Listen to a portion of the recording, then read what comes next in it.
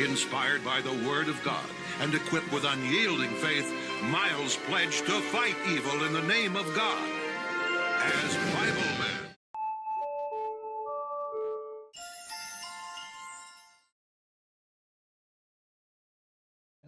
I'm not trying to. This, if I'm being very straightforward, this has been one of the most helpful and nice dialogues that I've had. No, and I told you that. I told you that. Yeah. I stuck up for you. No, thank you. He's not terrible. Because in a lot of conversations that I have had, I remember it was probably 2 years ago now. I was sitting. This is stuff that. Don't go too down. Don't go too far. Are we back on? Are we back on? We can make this back on. It's fine. Well, and this is a deep rabbit hole. It's just the point that I'm making. It was like 2 years ago. And we were sitting. We were in Melbourne. My wife had gone into Marshall's, TJ Maxx, whatever is in that right there, in that shopping center. And there was actually missionaries walking around the parking lot, and they were like kind of stopping at cars. And I was like, huh. Like, I've never actually seen them do that before. Yeah, I've never seen it. Yeah, I was like, I've never seen that before. And I was like, but in my head, I'm like, I feel like that would be the wrong place to come up to somebody probably because somebody's on the move. They're on the move. Drive-by proselyting, crazy. And I actually watched, they were, parked a few spots from me. Yeah. I watched them go up to the window of somebody's car and try and have a conversation with them there. Yeah. And the guy basically, if I'm just being honest, the guy, I obviously couldn't hear what was being said, but it looked like he was just treating it like absolute garbage. Yeah. And I was like, man, that's just not the way to... No, of course. And I think, and to an extent, I think both parties. Right, they were I think they were overzealous. The missionaries were overzealous. Walking into a place like that, trying to do that work. Not to mention, they could probably be trespassed from the property for doing stuff like that, which is a bad move. Yeah. But I've also had interactions where things have gotten very tense very quickly. Where he likes talking. I put myself in those situations, which is why this has been fantastic. Well, and he's the only one. Like I said, I'm not making that up. I mean, no. He's the only one. There are other guys, but a lot of it, we're way too small for a lot. I think there's not a lot of. Well, exactly. There's not. I'm just like the only Central Florida one that's willing, but there's national or people that would be. But so I and again, I think everybody knows now that I'm very transparent, and when I'm bringing things up, it's because I feel like they're key things, Sure. And so if I'm just being very blunt and just giving you again my aerial view, it's like when I read this story, it's so bizarre and it's so. And, I have to ask again for forgiveness for being maybe a little harsh, but it's like, to me, it seems like it's so blatantly obvious that this is all just made up in regards to, what these images are and what it's all about. And these Egyptologists, agree that that's everything that Joseph said was basically wrong. And again, and we can, you can defend it and all that, and that's fine. I'm just saying that there's so many things, and this is one of the things that I'm just like, man, how do people get past that? Because to me, it's like if there's anything that's a slam dunk, so to speak, I think it would probably be that one from what I would gather. So anyways, with that being said, I don't know if you guys just want to hit on it a little bit for a few minutes. It's okay, we can go through, and then we can move on to the meatier stuff. Is that okay? Yeah, I'm fine with just talking about it briefly. Yeah, no, that's good. That's good. Was that you already talking about it? I mean, I just, again, I'm just, you guys can get more in depth. I'm bringing these things out because me, as someone that's trying to learn these things, when I'm looking at these things more on a surface level, because, I got kids, I'm working full time. I don't have time to read in depth with too many things. I try as much as I can. Yeah. But from the things that I'm reading and I'm studying and I'm listening to people that know more than me, and I try to find credible sources, and I understand from your perspective, you might think that they're whatever you call them, like critics and stuff like that. I try to avoid that. I try to avoid the people that are there. There was one guy that I actually started listening to, and I'm like, oh, he's a jerk, and I'm like, he's just being a jerk, So I really do. Like I listen to Wes Huff. and people that really know stuff. And He's kind of a jerk too, though. Sorry, Wes. I don't think so, but lacks a lot of knowledge on Latter-day and acts like he's an expert, at least on Joe Rogan. When I brought his name up, I really didn't think, I wasn't meaning in regards to Latter-day. Latter-day Saint. I just meant like in regards to he might know other stuff and stuff like that. He's just lacking a lot of knowledge on So Latter-day sorry Saints. if I maybe brought that up at a bad time. No, you're good. There are guys that are, you know, like, listen, I got a couple books by a couple guys on the shelf. Yeah. That, you know, on the topic it's all kind of depending on what mood. Yeah. Because, like, you know, and you know, we can cut out the stuff with names or anything like that.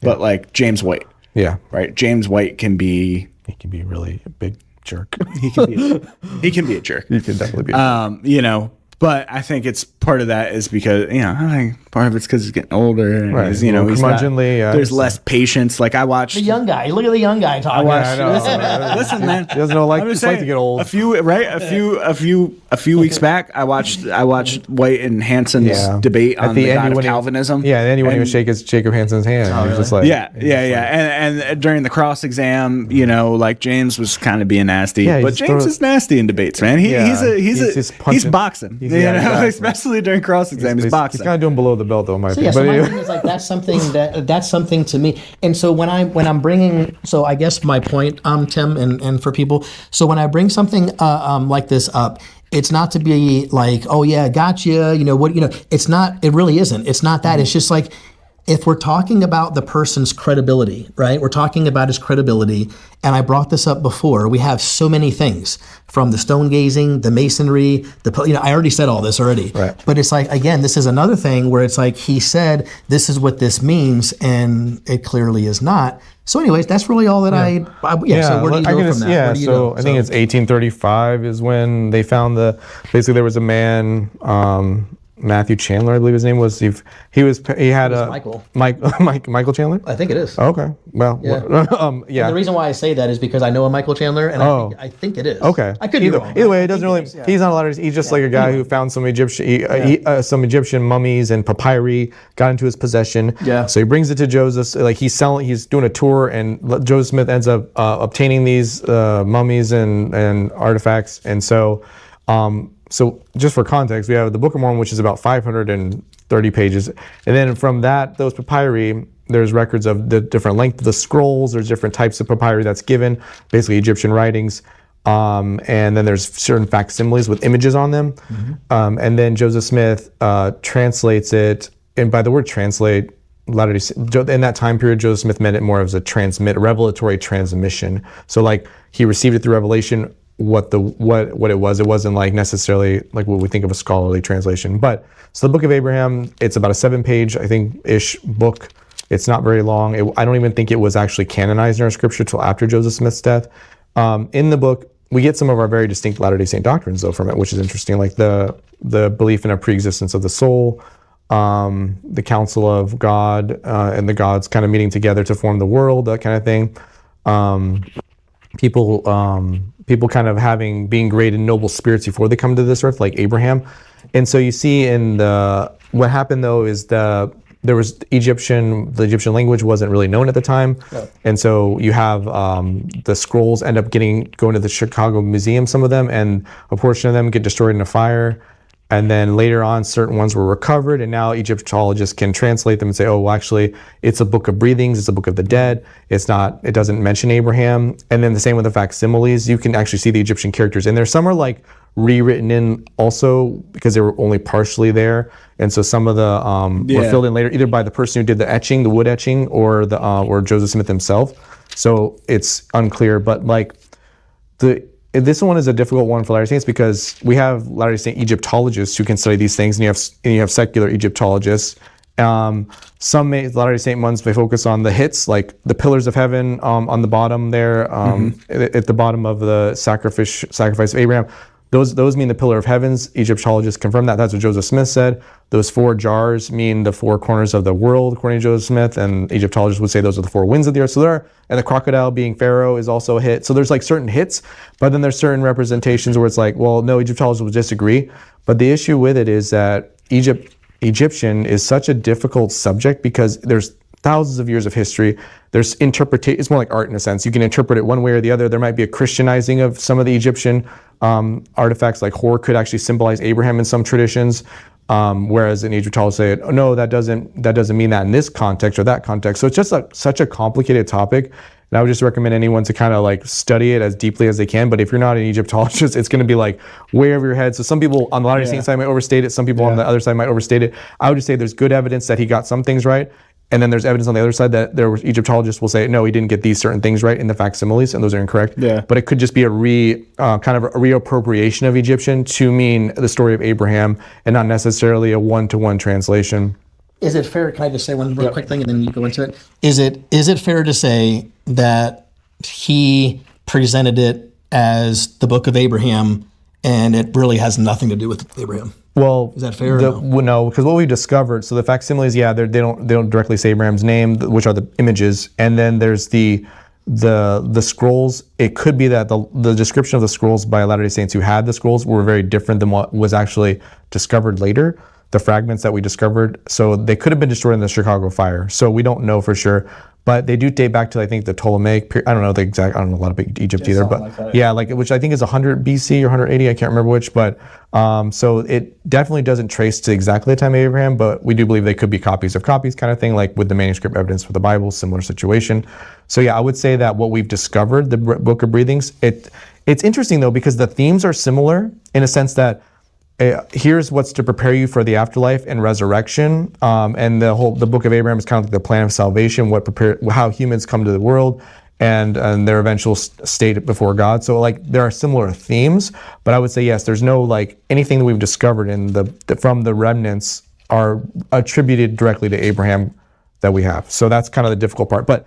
Like I said, it's a nuanced topic, and it's not something I'm really necessarily qualified to get deep into. Yeah. And I'm not trying to push you into a corner on something you're not comfortable speaking on. That's never my intention at all. And I would say that, and within that, I would obviously take the side of the more non-LDS Egyptologists that would say no, we don't really have anything here. Yeah. Again, I'm never one to push somebody into a corner on something that they don't feel like they're knowledgeable enough to speak on. So so we can lay that one as a you guys want me to leave? I can just leave. No, man, we're good. We're good. No, I know we've been able to have some good conversation back and forth, man. But we've been able to have some good conversation back and forth like that. I would say the Book of Abraham is a difficult topic for Latter-day Saints, and so like it's appropriate to bring up. I think it's a difficult topic. It's just like such a minor as far as like part of our. It's like I said, it's only like very few pages, and it's not like this big extensive thing. Whereas we try to focus more on the Book of Mormon because that's like that is for us is a miracle. Like how did that happen, kind of thing. I guess one of my only pushbacks I would have for you there is even you stated you get a fair amount of doctrine out of it. So some of the later doctrine does seem to derive from the Book of Abraham. So that would be probably my biggest pushback there is that because you do get these little triples, man, they're fantastic, man. I love that thing. Yeah, we can probably find it, but I just figured I'd just kind of that's good. That's good. I just that is one of the big pushbacks for me because I have heard other LDS people that I've spoken to say very similar things. I've listened and I am not in depth enough to really have a point on that. And I respect it, right? If we're talking about a subject that, it happens to me during Bible studies all the time, and somebody asks me a question, I'm like, you gotta give me a little bit. Yeah. I'm not on that one as much as you maybe. And I think it's like almost impossible unless you get a degree in Egyptian to really like understand the nuance of the way Egyptian is interpreted. And I'm like, I was really into Egyptian history when I was a kid. Yeah. I was one of those big, of like my grandmother got me like this little Egyptian pendant thing. Yeah. I was really into it. And I can agree that it is especially when you're talking about stuff like hieroglyphics and all of that stuff, man. Yeah. The reason why I did like a quick overview on it, and I guess I pretty much already said it, is again, like when I'm looking at all this stuff, and it's one of those things that, and Tim's I feel like he's being honest, right? I mean, it's a difficult subject, and I get that. I respect that. And when I include that into my investigation of truth and all that kind of stuff, this is just one more thing that I'm like, I don't know. I mean, if I took our whole religious beliefs completely away, and if I'm in a court of law, and that's how I look at things sometimes, right? If I'm like in a court of law and I'm sitting there and it's like, is there enough evidence, to prove this or this? Like, that's how I look at it. Yep. Yeah. And for me, I'm like, yeah, I don't think there would be enough evidence for that. Right. Anyways, that's right. That's it. And then, my argument with the Book of Abraham would be like, there's some evidence that are certain hits, like Joseph Smith, like the plains of Olishem is mentioned in there, which is actually like discovered to be possibly a real place. There's like Near Eastern understanding of the divine council has been more fully explored now by scholarship. So like the text is like the actual text of it. There's pretty good verification on certain things. Abraham being sacrificed by his father, like by the Egyptian priests, and his father being an idol worshiper, and those kind of things that aren't necessarily as drawn out in the Genesis account are like verified by rabbinic tradition, that kind of thing. So like, or at least, so there are certain things that I would say are good evidence. There are certain things that are against it. So like, I think often though, like faith is something where God will provide evidence for and evidence against. And if we're only focusing on the evidence against, or only focusing on the evidence for, we might not see the full picture. So I think I agree. I agree with you. Absolutely. So I think there's a difference between having maybe some doubt and then there's skepticism, right? And you can turn that level up as high as you want, right? And that's not healthy, right? And I try to avoid that. I really do. I honestly try to do that. I wasn't, as you guys know, I wasn't a Christian. Like I didn't grow up in that life, so I understand. I was extremely skeptical and at one point unhealthy. I may not necessarily. Same, brother. Same. Right? And so I get it. Yeah. And I guess my recommendation to anyone watching, and you, Bobby, would be to like take a holistic approach to understanding Latter-day Saint movement. I know you don't have like a ton of extra time probably, but like I would say, read the Book of Mormon, pray, ask God, receive revelation, because really God gives us enough. He's never going to give us so much evidence that the world is just going to, it's obvious. We still have the gold plates. They're right here. They're written in this. Oh, okay, we verified it. Scientifically verified this is true. Same with the Bible. You don't really have necessarily true. You can't verify the Bible objectively, in my opinion. And I think that's otherwise, even atheists would agree that the Bible's like, that Jesus was raised for the dead. So, and I respect that, Tim, and I thank you for that. I guess what I want to say, and then because I don't want to go down a rabbit hole either, my only problem, my pushback to what you're saying, if you will, is that I've kind of done, I'm not saying that I know that I've done a lot of investigation, but I actually have a Book of Mormon that I was given by a Mormon friend, so I actually have one at home. I have read it, and I do a little bit of studies, of course. I know you guys are more well-versed in these things. The problem that I would have, though, and you would admit to this too, because you've told me several times, is that the way that we seek truth, like your way of seeking truth, is different than my seeking truth. Right. And the way that I'm coming to a conclusion is because I believe, and Miguel said this too, right? Miguel said that we believe the Bible is true, and so we're going there for truth. If we wanted to know if something is right or wrong, we're going to go to the Bible. And what I'm about to say, I don't mean it to be condescending. What you do is you have that feeling of the Holy Spirit, if I'm saying that correctly, and you pray about it and you receive witness of the Holy Spirit. There's nothing wrong with that. I think that's healthy. But what I'm saying is that is a subjective experience. I'm not denying that experience, and maybe I'm saying this the wrong way, but the way that I come to a conclusion, the way that I'm coming to believe truth, is going to be in a different way that you would typically come to truth, is what I'm trying to say. If that's fair. Which is understanding the Bible. Like you said, the Bible is true. And we've kind of talked about how you understand the Bible is true is through manuscript evidence and that kind of thing. To me, that just seems to rely on the arm of flesh versus the arm, like this Holy Spirit, because the manuscript evidence, if that falls apart, then you're going to lose your faith in a sense. But I know that's not why you believe. I know you also have had subjective experiences I had also. both. Right. And so I have the same for me. Like I've studied it out, I studied the history. We have more evidence of the history of Joseph Smith performing miracles than anything in the Bible because it's more recent, right? So we have like first-hand accounts, second-hand accounts that are like plenteous for the miracles in the church currently today. Whereas the Old and New Testament, even though the oldest Christian manuscripts are very few until you get to more, like 1,000 years in, then you get a bunch, right? Or the Old Testament, it's about 600 years before Christ is when they really started compiling the Old Testament. So you have hundreds of years of gaps. And so I just think it's more reliable to study a present movement that has miracles and witnesses, firsthand and secondhand witnesses, than it is to rely on older records. And so like, that's why I have that. Plus I have the witness of the Spirit. So I wouldn't say it's just like this subjective experience, but it's like studying it all out in modern times as well. Okay, fair enough. Yeah, I appreciate that. I know you had some things, sorry. Okay. So let me work through it with you real quick. So, okay. So we're talking about especially, and this one just is a me topic. When we're talking about, especially when we're talking about the documentation of the New and Old Testament, right? Especially the New Testament. Yeah. I would say that's more evidence for sure. Yes.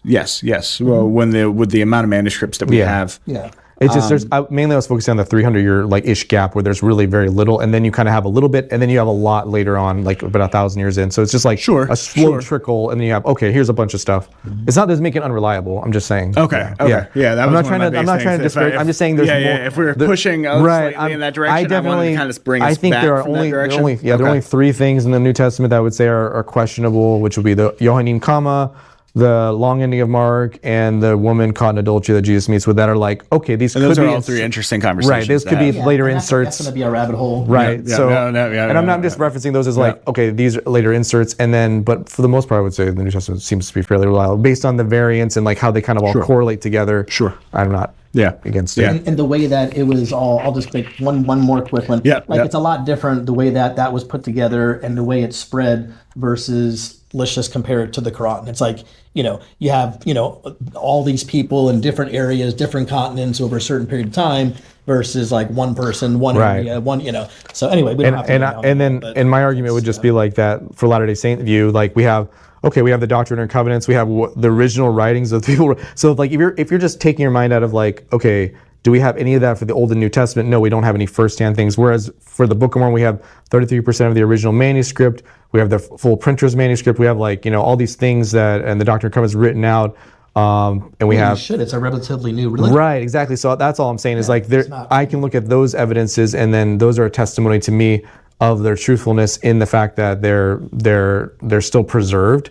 Whereas the Old Testament, New Testament, Old Testament especially, there could be a little bit of a concern of was everything properly transmitted correctly, versus in the reliability versus even though you don't believe in the Doctrine and Covenants, the Book of Mormon, it's reliably, this is basically what we believe was given, right? What was written. Right. And that's a fair point. And that's a fair point.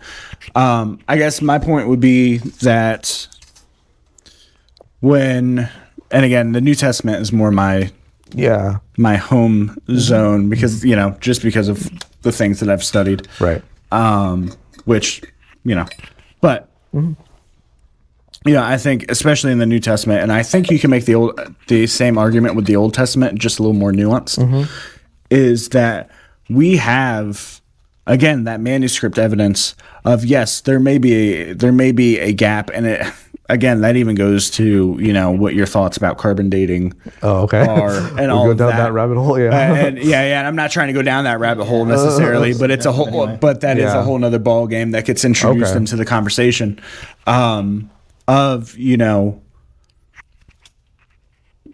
We have more documentation than we have. A really good example right now is the Odyssey is out, right? The Odyssey, the movie is out. We have more documentation, manuscript, more manuscript evidence for that, for the New Testament, especially. If you're not going to believe the New Testament, then it's like you can't believe. And then you haven't even in the works of somebody like a Josephus who was an unbelieving Jew, right? Well, non-Christian Jew. More of Christianity actually is. Is you have those types of accounts where I kind of in a way, obviously Josephus isn't scripture, obviously, but it's a good thing to, in my mind at least, to look at the writings of Josephus and look at the Gospels. Because he's like, well, listen, man, I don't believe it, but man, everybody that says that, everybody says that this stuff happened, right? I'm on that page too. I just want to add that's for people that don't know this. Like for me, and I've said this before, and Tim knows it. It wasn't necessarily the Bible in of itself. Because I was very pessimistic, and I'm trying to find reasons to not believe because it's, for whatever reason, I don't know, but maybe because I loved my sin or something.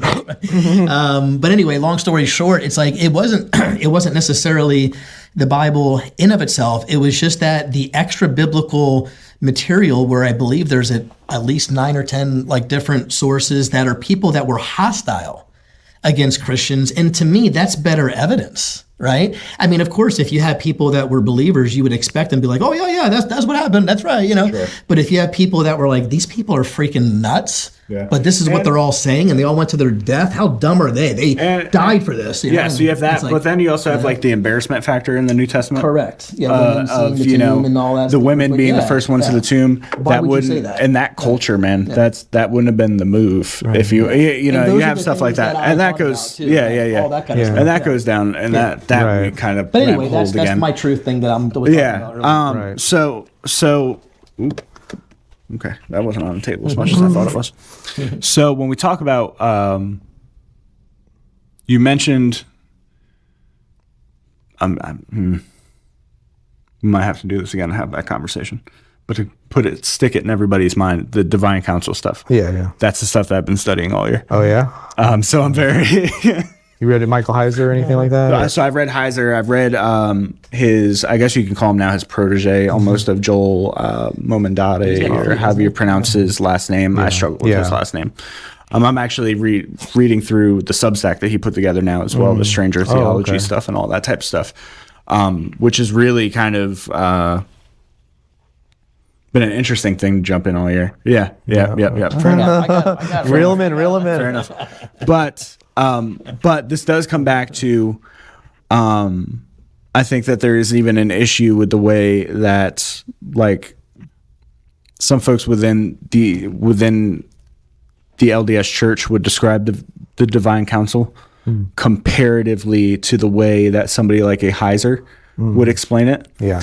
And Heiser, obviously, from the evangelical side, is like, top of the mountain on that topic. He did believe the ontological difference, which is we bridge that divide. Exactly, and that was kind of my point. Is I've heard, again, I'm not putting this guy's beliefs on you, but again, he's kind of like the top dog in the debate game. Old Jacob Hansen. Hansen seems to blend the beliefs with Heiser, and has like this refusal for whatever reason to come under correction of, well, no, that is not. Heiser did not believe in a divine plurality the way that standard, at least LDS theology would teach it, right? Because we could pull up videos, articles, even within his books, of him saying, yes, there are other Elohim. So Elohim just meaning spiritual beings.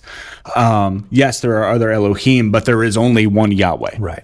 He is his terminology that he used was species unique. Right. There is no other Yahweh. He is, the true God. These other beings were created by him. Right. And yes, they do sit in this council per se, Psalm 82. 82 or 83? It's 82. 82. So they do sit in this council per se, but the way that they function is not in the same breadth as the way that like the LDS Church would.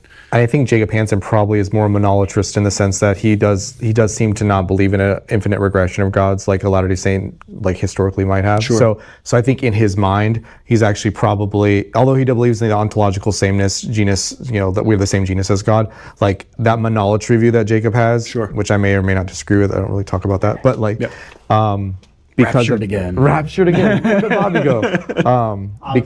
Because of that species, even though we believe species same rather than different, because of his monolatry view that there's one head God, and that seems to be some of what Joseph Smith's teaching in the King Fall Discourse did reference. Like, I can see why he's bridging that, but I've seen at least one other Latter-day Saint say that yes, Michael Heiser is species unique as far as his understanding. Yeah. So like I know we try to the way I see it is like Latter-day Saints are way out here, right? And then normally understanding Christians are way out here with God means just this. Michael Heiser at least gets a little bit that way. Sure. And helps us kind of like relate at least a little bit. Yeah, and I've kind of come under, from the studying of Unseen Realm and Joel's book is Unseen Battle, which delves more into the spiritual warfare side of it, but still covers a lot of those same topics.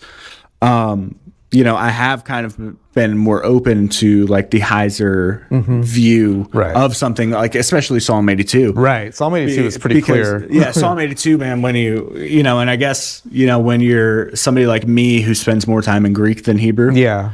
It kind of like, you're just like, okay, yes, theologian that I trust. Yes, these are earthly kings. Right. But then you read it in Hebrew and you're like, oh no, that ain't earthly kings, Right. man. If it's earthly kings, why would he give them the threat that they're going to die like men? Right. That they're obviously going to die like men anyway. It's stuff like that. Where I'm like, yeah, and you look at John 10, Jesus' interpretation of it seems to be, I don't know how you feel about this, but like almost different than what the original, like, because he's king. He's saying basically, you guys, you leaders of the Jewish people are gods, and you will. It's like, so and Heiser does talk about that a bit, and I would have to bust a book open to remember exactly what he said on it. I think Joel covers it in his book as well.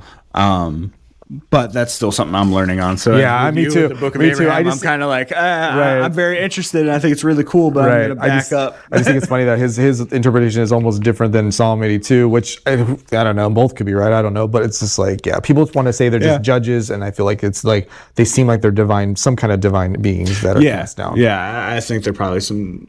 And what I'm reading and studying right now, I'd probably say that I'm coming to the point that I would agree that they are divine beings, right?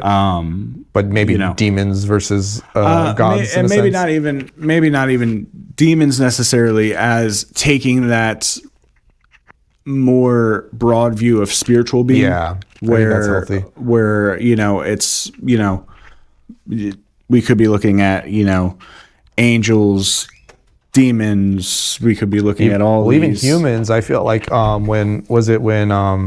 was it Saul who came back when the Witch of Endor brought him back, or maybe it was a different. But like one of them is referred to as a god as well, and like the same word is used. Yeah. So and it's an interesting topic, and I feel like he's gonna bust our heads through tables pretty soon. He's gonna like cut this whole thing out. I do also need to take a break. That was the 15-minute video. Yeah, exactly. By the time we put it all down, we're gonna be like, man, when's part 2 coming out? He's like, there's no part 2. It didn't work. I took where you guys didn't rabbit trail and have a great time, and I just.